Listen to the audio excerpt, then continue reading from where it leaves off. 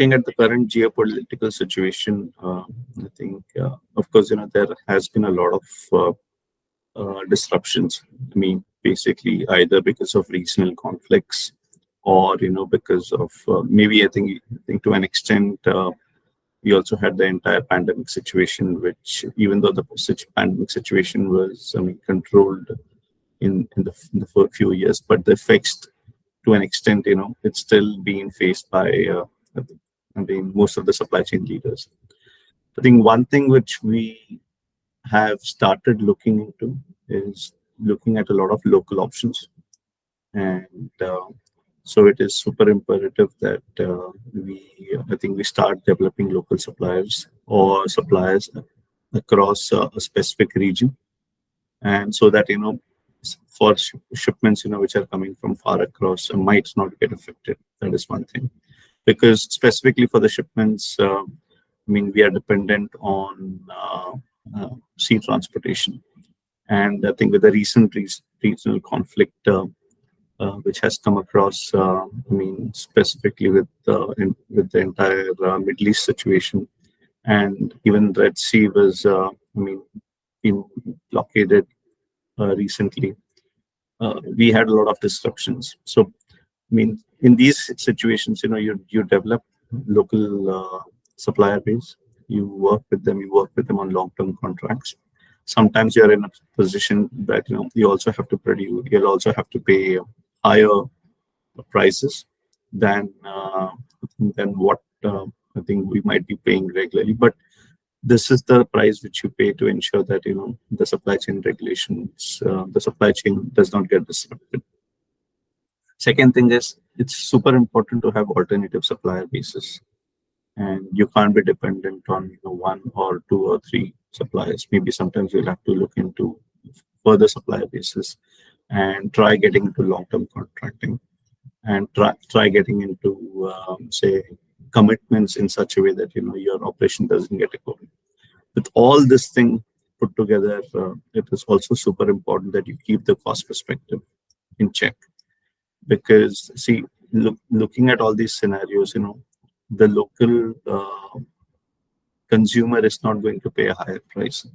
So even sometimes, because of this, the prices generally increases. You need to figure out, how do you cut cost in other aspects of supply chain, so that you compensate or you offset this price hike in case if you are, I mean, in case if you're facing.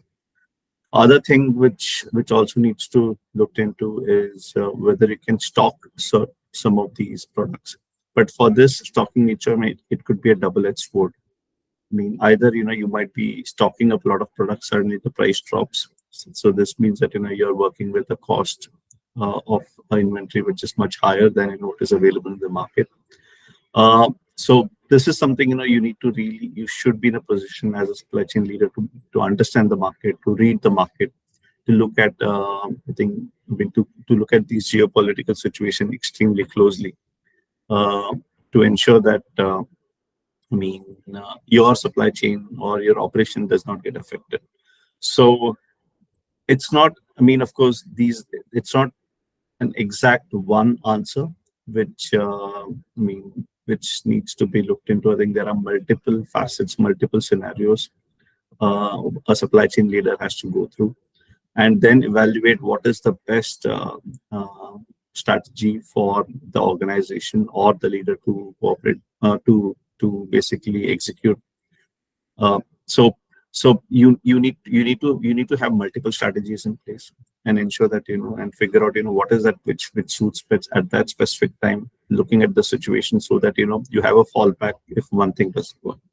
So I know this is not a very straight answer, but unfortunately even the question is not straight, because the situation in the world changes so much that you have to be agile. You need to read the markets, you need to read your supply chain, you need to know your suppliers, you need to know your own operations, you need to know your own consumers, you need to know your own price scenario. Taking all this into consideration, you will have to figure out whether strategy A works, B works, or C works. So you always need to have multiple strategies up your arsenal.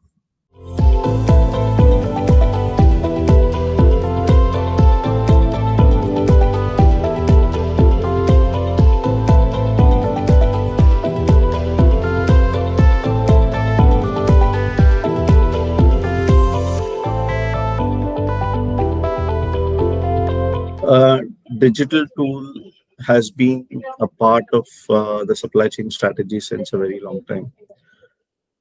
What is more important to figure out is, say, I mean, you have a lot of options in the market, and so what is super important for us is figure out, to identify the right digital tool. And once the right digital tool, because that, I mean, you, and as a supply chain leader, you need to invest a lot of time, effort in understanding what is best suited for your own operations. Second thing is, uh, digital tool is not something, which will come and automate your systems. I mean, you should not be using a digital tool just to have a glorified Excel sheet. You should be using a digital tool where, if it is going to actually make predictive analysis, which your existing team is not in a position to do it, because a human mind can only do a certain level of computing.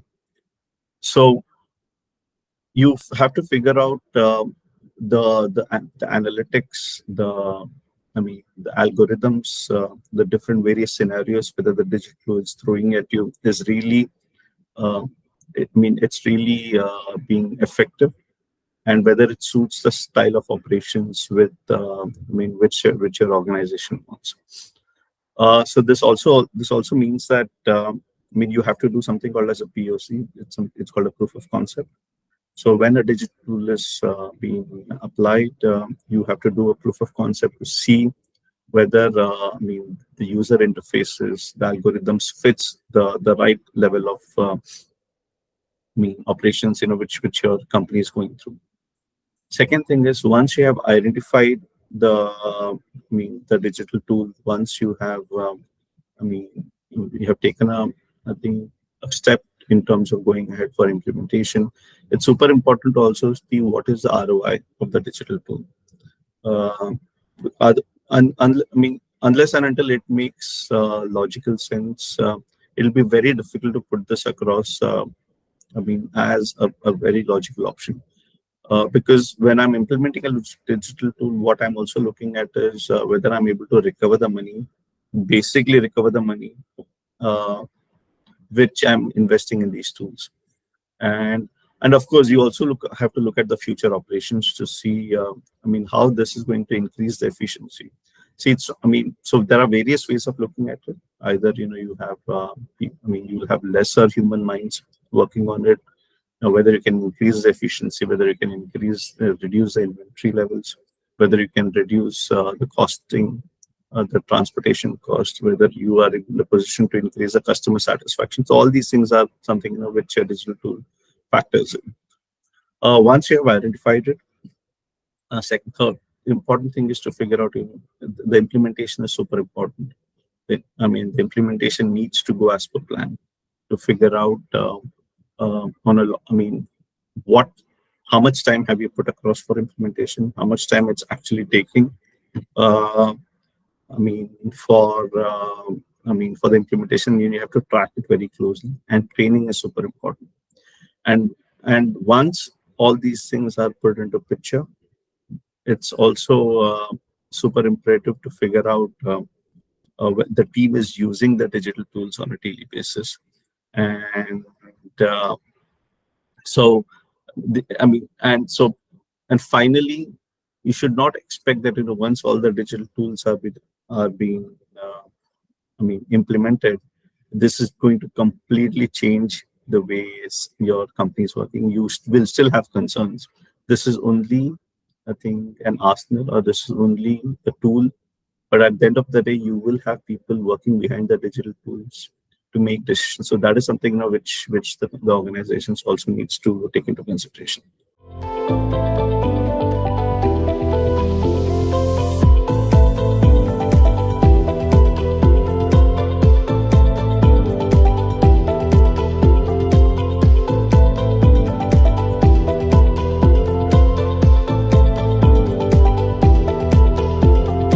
Important is to create awareness and about the digital tools or technology within the organization.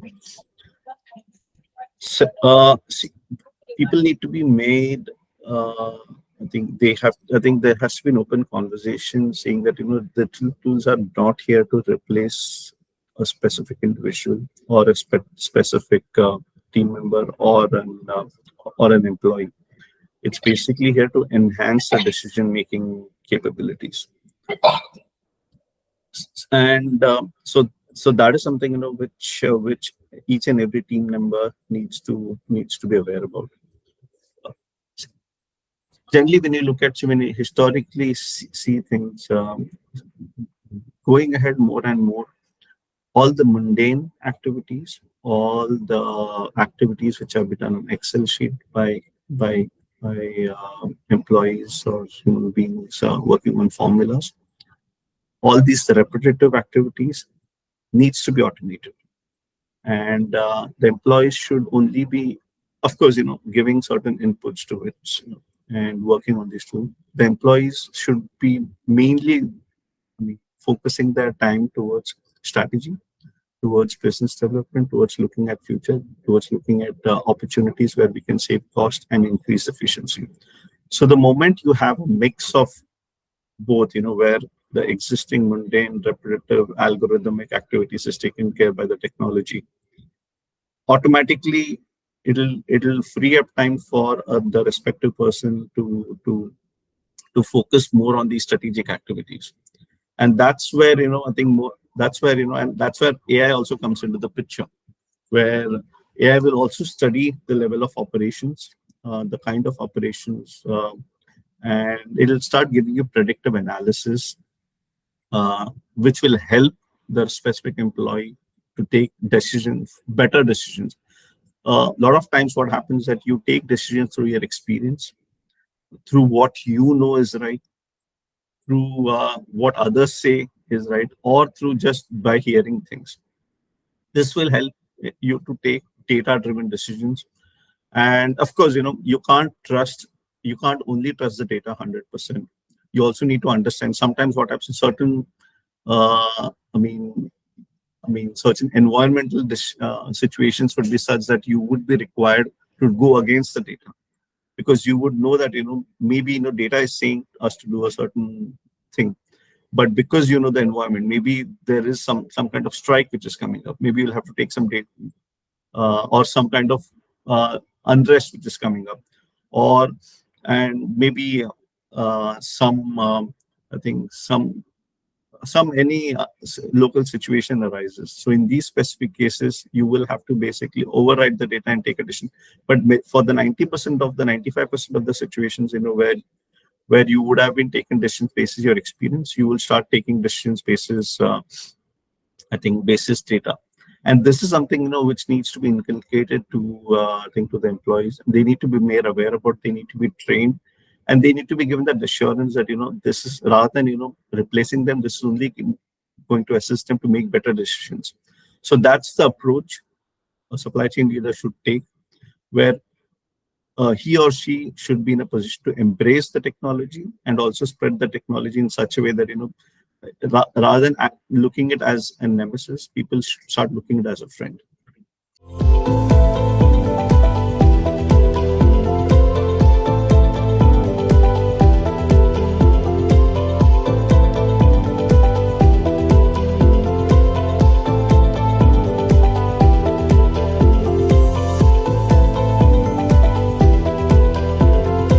Important thing is to figure out what do we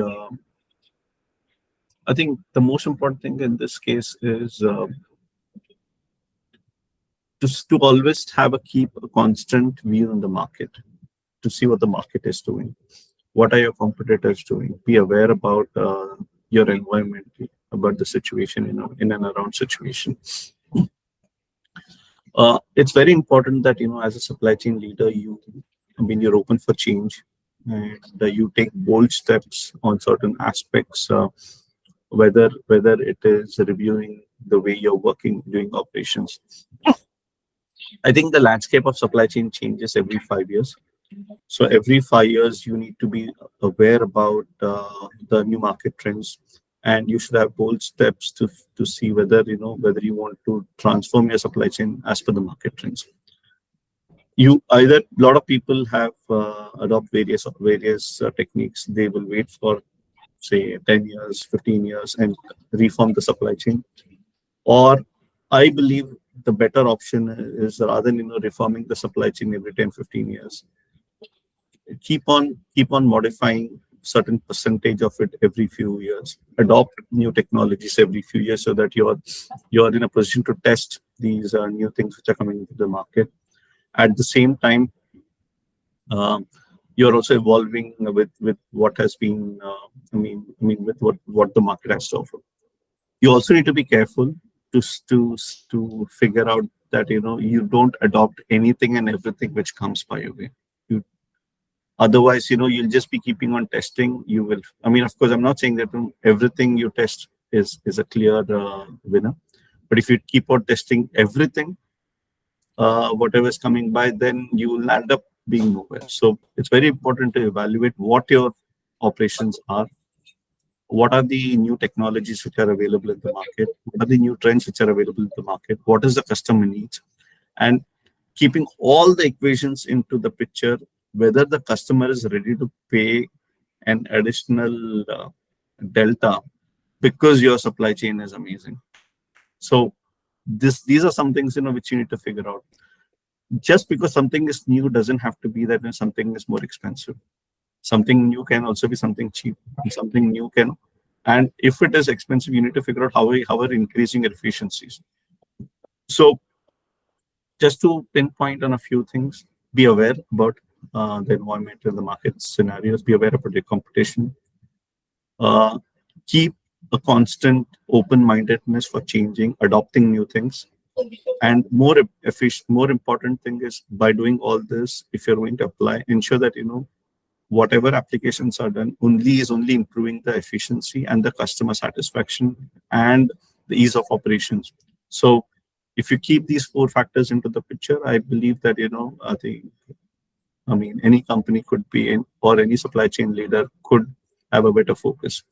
And last but not least, last but not the least, have a specific focus on uh, adopting technology, as well as a big focus on sustainability and decarbonization.